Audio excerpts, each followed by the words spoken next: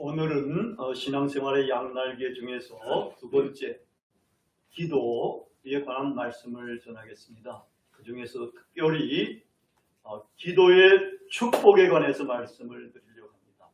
지금 좋은 분이 자는 분이 계신데 좀 깨워주세요. 이 축복을 받으려면 깨야 됩니다.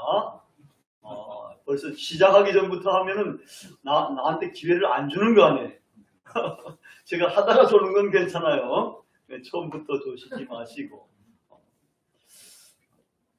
기도의 축복에 관해서 오늘 말씀을 전하려고 합니다.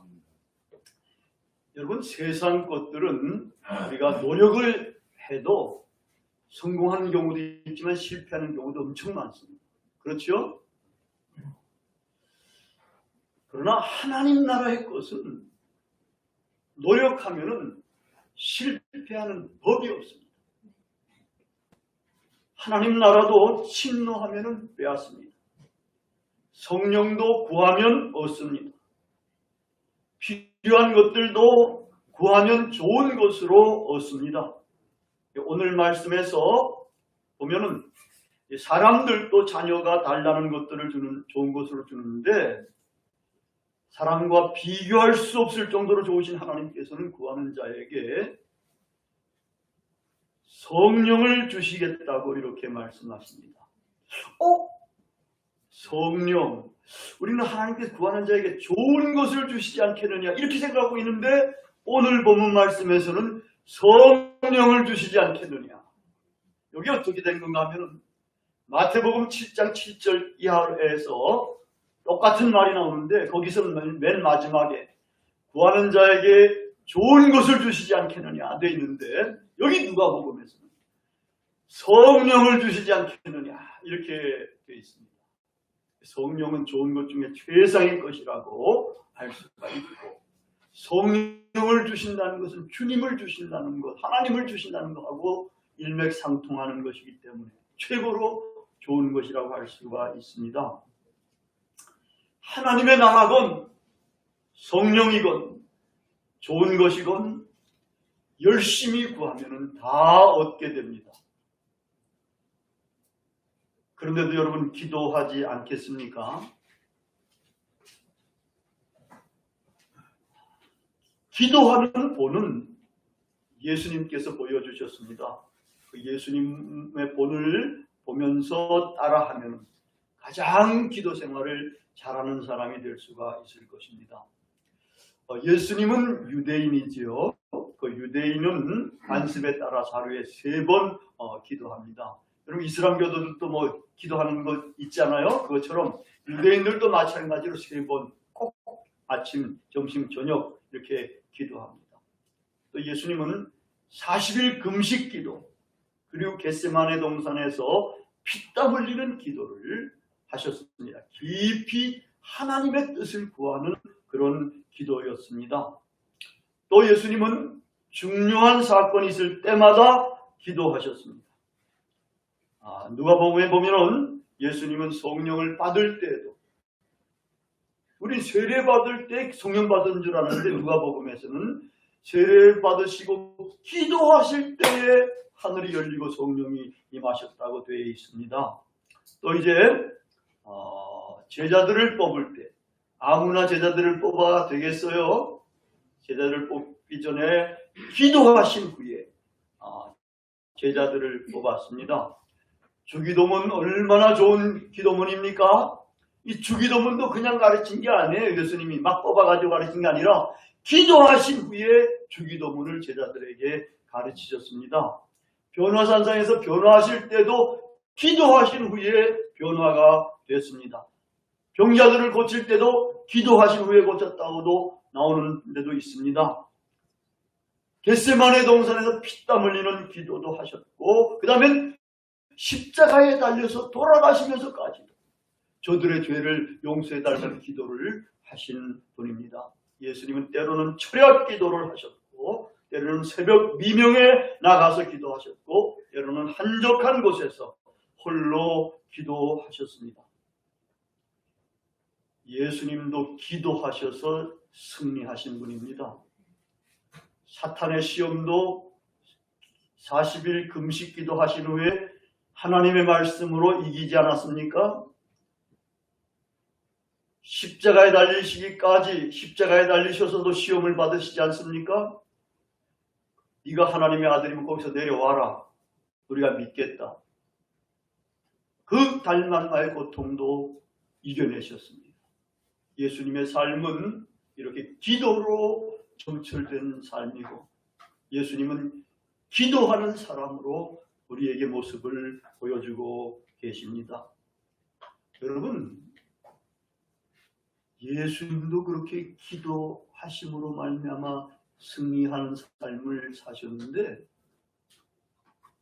여러분 기도 안 해가지고 어떻게 기독교인이 되겠어요? 제대로?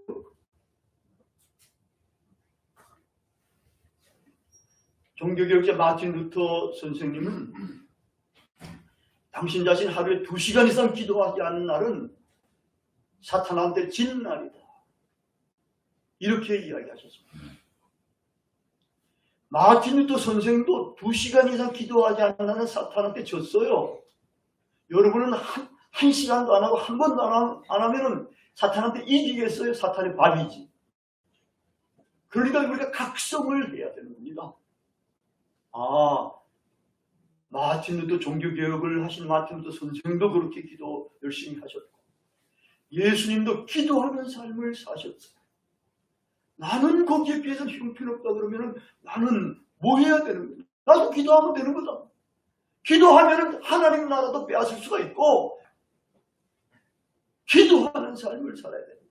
뭘 얻으려고 하는 것보다도 하나님으로부터 오는 좋은 것을 얻으려고 기도하는 삶을 살아야 됩니다. 기도하면 응답받고 문제가 해결됩니다.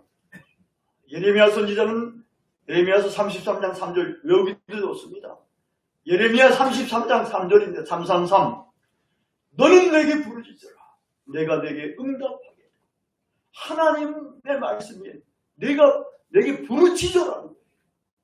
여러분 물에 빠졌으면 사람 살려라고 부르짖어야 됩니다. 그렇게 부르짖으면 하나님께서 응답해 주신다는 겁니다. 저도 이 말씀을 들으면서 부르짖는 기도를 했는데 그런 부르짖는 기도 한 것들은 거의 다 응답을 받고 문제가 해결이 됐습니다. 왜 부르짖을 수밖에 없느냐?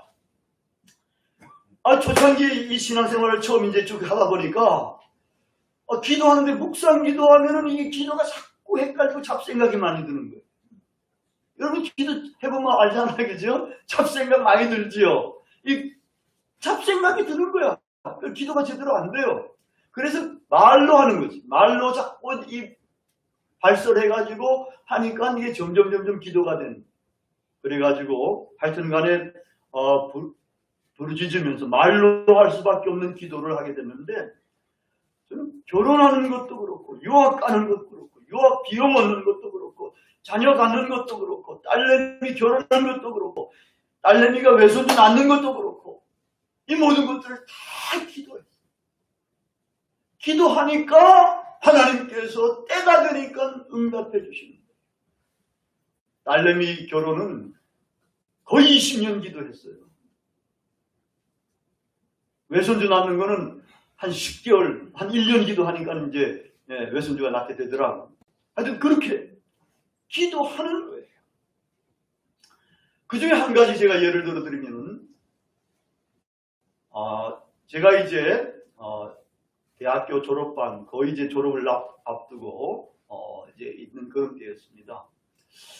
이 졸업하면은 이제 신학대학원에서 졸업하면은 이제 목회자로 나가야 되지 않습니까?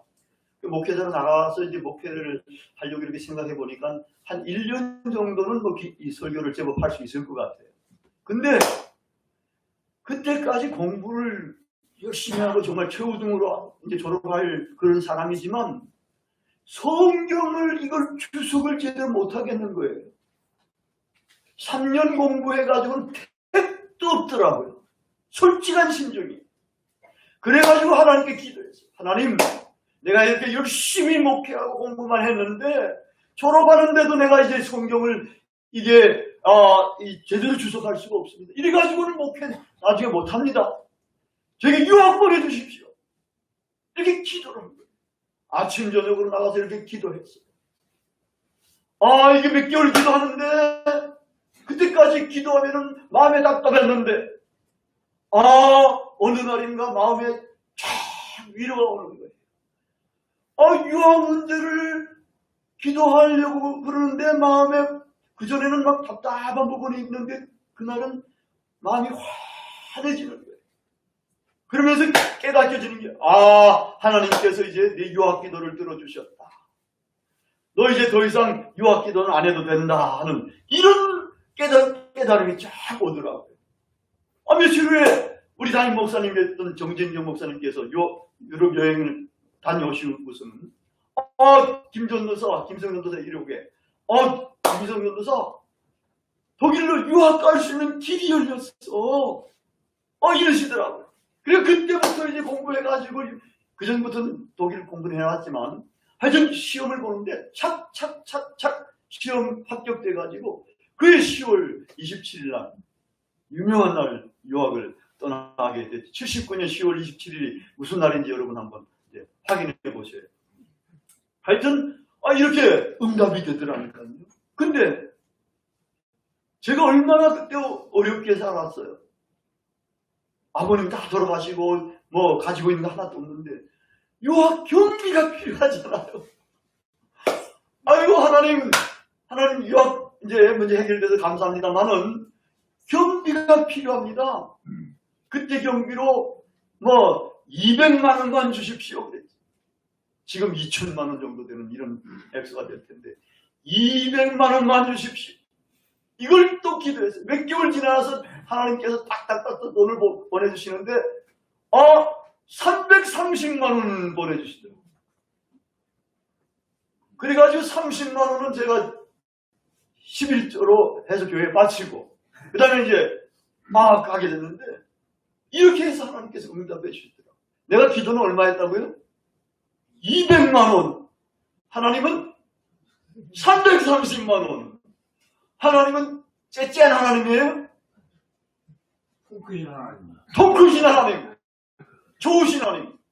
내가 강구한보다 더 좋은 것으로 더 넘치게 더 많이 이렇게 해주시는 그런 하나님이시다. 얼마나 좋으신 하나님이신지 모릅니다. 또 기도하면은 여러분 스트레스가 해소됩니다. 하여튼 사람과 사람 사이에 살면은 스트레스 받게 돼 있어요. 하여튼 높은 사람한테 받든 동료한테 받든 부하한테 받든 받아요. 집 식구들한테도 받고 다 받아요. 하여튼 간에 스트레스 작은 거 큰 거 다 받게 되는데 근데 제가 마틴 루터 선생 이야기를 들으면서 이제 2시간 이상 기도하지 않으면 상처인데 저는 별 볼 일 없잖아요. 신학생이고 뭐 이제 신학 갓 졸업하고 이런 상황이니까 저 위대한 종교개혁자 다들 2시간 이상 기도하지 않았는데 내가 2시간 이상 기도하지 않으면 나는 진짜 사탄의 밥이 되겠구나 싶어가지고 새벽 기도 가가지고 새벽 예배 끝난 이후에 1시간 저녁에 또 교회 같이 하고 있기 때문에 교회에 가가지고 또 1시간 이렇게 아침 저녁으로 제가 이제 기도를 했습니다. 근데 기도하면 아까도 이야기했지만 30분 지나야 이제 한 40분 이렇게 들어가면 은혜가 쫙 임하게 되는 것 같아요. 머리서부터 뜨뜻해져요. 뜨뜻해지고 여기 얼굴까지 훈훈해지고 어깨 가슴까지가 따뜻해지는 거예요. 기도하는데 이래져요. 꼭 주님이 다 저를 품에 안으시고 머리를 이렇게 다 감싸주시는 것 같은 이런 느낌이 듭니다. 그래서 제 머리가 이렇게 벗어졌다고까지 이야기를 하지 않아요. 근데 하여튼 이렇게 되니까 스트레스가 다 나요. 엄청나게 큰 스트레스도 있잖아요. 그죠? 만약에 사업이 망한다거나 뭐 이런 소식이 들릴 때는 얼마나 엄청나게 큰 스트레스가 오겠어요. 근데 딱 그런 큰 스트레스 저도 받은 적이 있거든요. 근데 그런 스트레스도 3일 만에 지나가요. 죽었다가 부활하게 되더라니까 3일 만에. 그처럼 가장 큰 스트레스도 기도 생활을 하니까 이게 없어져 가더라고요. 그러니까 마음속에 기도하면 스트레스 해소되지요. 마음의 기쁨과 평화, 사랑이 차오르게 되잖아요.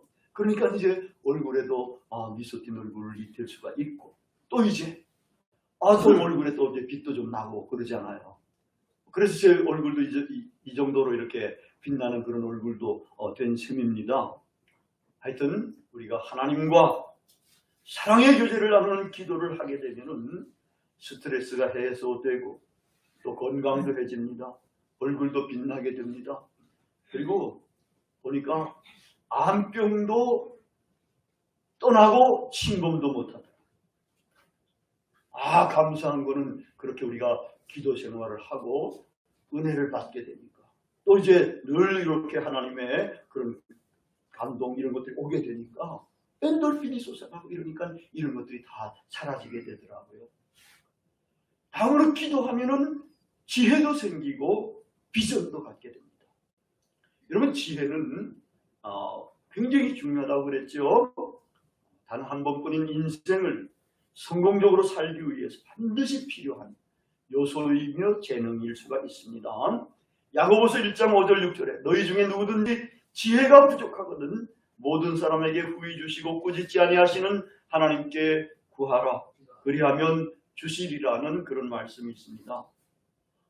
이 말씀에 따라서 우리가 지혜가 부족할 때, 지혜가 필요할 때 기도하면은 주님께서 솔로몬만큼은 안 주시더라도 우리 작은 지혜들, 이런 지혜들을 하나님께서 주시더라고요.